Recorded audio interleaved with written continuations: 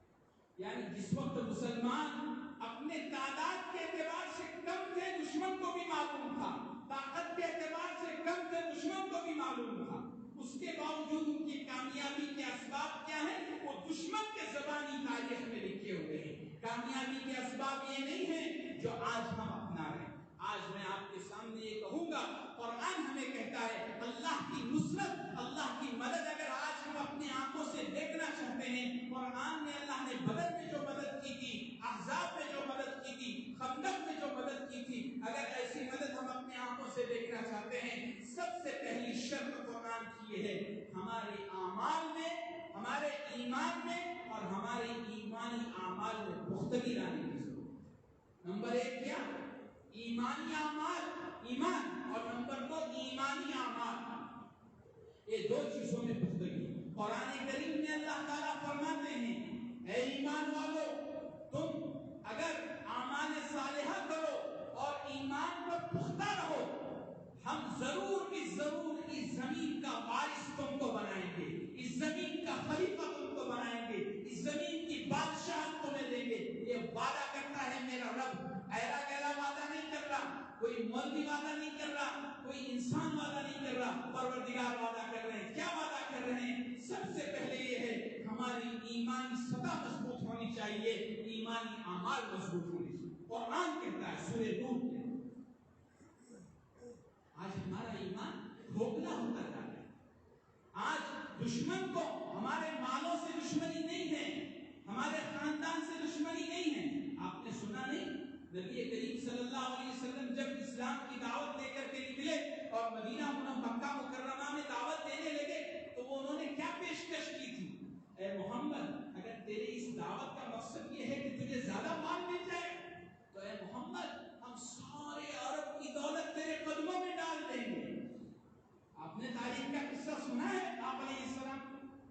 اور اگر تیرے اس دعوت کا مقصد یہ ہے کہ تیرے نکاح میں خوبصورت عورتیں آ جائیں تو پورے عرب میں سب سے حسین اور جمیل جو عورتیں ہوں گی اس کو ہم تیرے پیچھے نچاور کر دیں گے۔ تو یہ دعوت کا کام چھوڑ دے، تو اگر مال چاہتا ہے تو مال دیں گے، تو بادشاہ چاہتا ہے تو بادشاہ دیں گے، عورتیں چاہتا ہے تو عورتیں دیں گے، لیکن تو یہ دعوت چھوڑ دے۔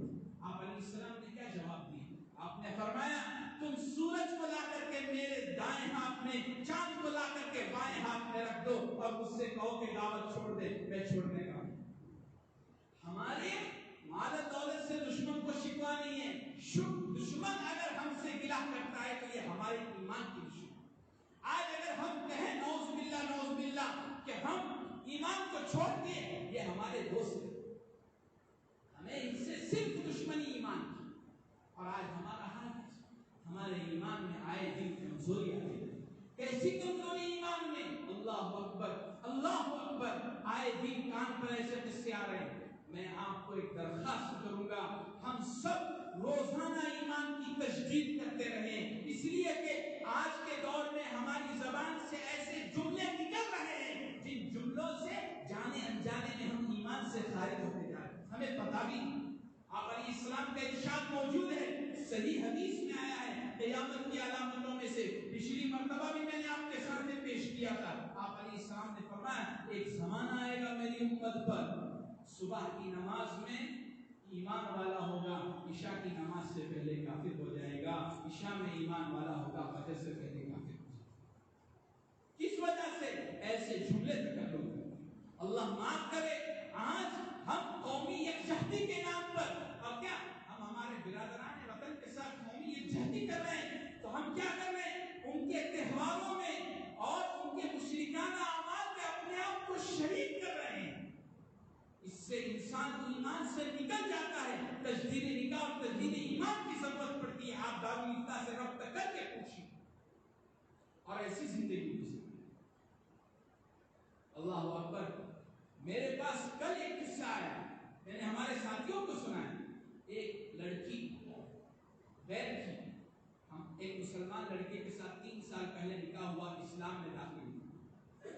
جس گھر کے اندر اس کا نکاح ہوا مسلمان کے، وہ گھر دیندار گھرانہ، جہاں کا ہر بچہ محلے میں مشہور ہے کہ یہ دیندار گھرانے کا ہے، یہاں دین ہے، علماء آتے ہیں، سب آتے ہیں۔ لیکن حالات آج 3 سال ہونے کے لیے آئے. کل وہ بچی میرے پاس آئی تھی اپنے شوہر کے ساتھ اور مجھے کہنے لگی میں جب سے ان کے نکاح میں اسلام میں داخل ہو کر نکاح میں آئی ہوں اس دن سے لے کر کے اس کے ماں باپ مجھے آج تک تانا دیتے ہیں. میں نے آج یہ ٹھان لیا ہے کہ اسلام مذہب صحیح نہیں. یہ اس نے اپنی زبانی کہا نعوذ باللہ. یہ ہمارے اخلاق اور ظاہر میں ہم سب سے بڑے دیندار ہیں. ماشاءاللہ ہماری داڑھی ہے, ماشاءاللہ ہمارا جھبا ہے, ہم عالمانہ شان میں چلتے ہیں. ہمارا اخلاق, ہمارا کردار, ہمارا کیریکٹر گرا ہوا ہے, اتنا گرا ہوا ہے کہ ایک عورت اگر اسلام میں داخل ہو رہی ہے تو وہ ہمارے کیریکٹر کی برائیوں کو دیکھ کر, ہمارے بد کیریکٹری کو اور بد اخلاقی کو دیکھ کر کے اسلام سے پھرنے کے لیے. ایسے کئی قصے. کوکل کا قصہ میں سنایا. 1.5 مہینہ پہلا ایک عورت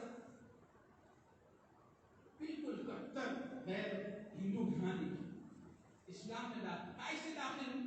اس نے دیکھا کہ مسلم لڑکیاں حجاب پہنتی ہیں. حجاب کیا ہے؟ حجاب پر اس نے ریسرچ کیا, پڑھا, مطالعہ کیا. اس کو بہت پسند آیا. اس نے اس حجاب کو دیکھ کر کے اسلام میں داخل.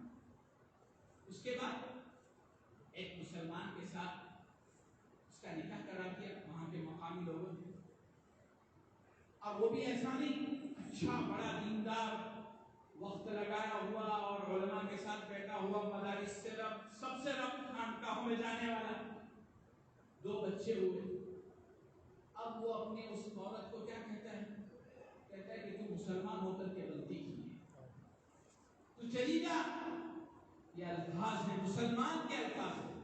آگے کا قصہ سناؤ حضرت کا کہ اس کے 4 بھائی تھے. 4 بھائی سے 2 سال کے بعد ایک بھائی سے بہن کا رابطہ ہوا. اس نے کہا کہ ٹھیک ہے تو اپنے مذہب پر, لیکن اپنے بھائی بہن کا رشتہ تو ہے, محبت سے.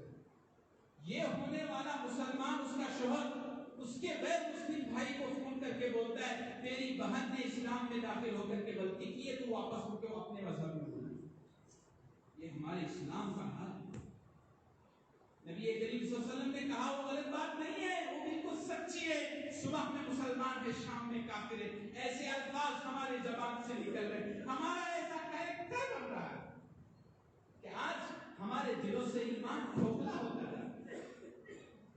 تو بہرحال اگر اللہ کی نصرت چاہیے تو سب سے پہلے ایمان میں پختگی ضروری ہے. اللہ قرآن میں کہتے ہیں میں تمہارا رب وعدہ کرتا ہوں تم ایمان میں پختگی لاؤ اور ایمان کے جو اعمال اور جو تقاضے ہیں اس پر اپنی زندگی کو مضبوطی کے ساتھ تھام لو. میں زمین کا خلیفہ تمہیں بناؤں گا. اللہ نے بنا کر دکھایا. حضرت عمر بن خطاب کو آج دنیا سے زیادہ کا بادشاہ بنا کر دکھایا. کیا تھا ان کے پاس؟ کون سی طاقت تھی؟ وقت تو پورا ہو رہا ہے.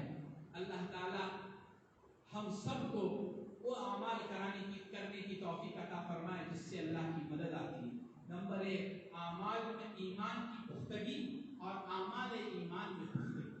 میں بقیہ 3 کو مختصر میں یعنی بس گنا کر کے اپنی بات کو پورا کرتا ہوں. دوسرے نمبر پر اللہ کے دین کی مدد.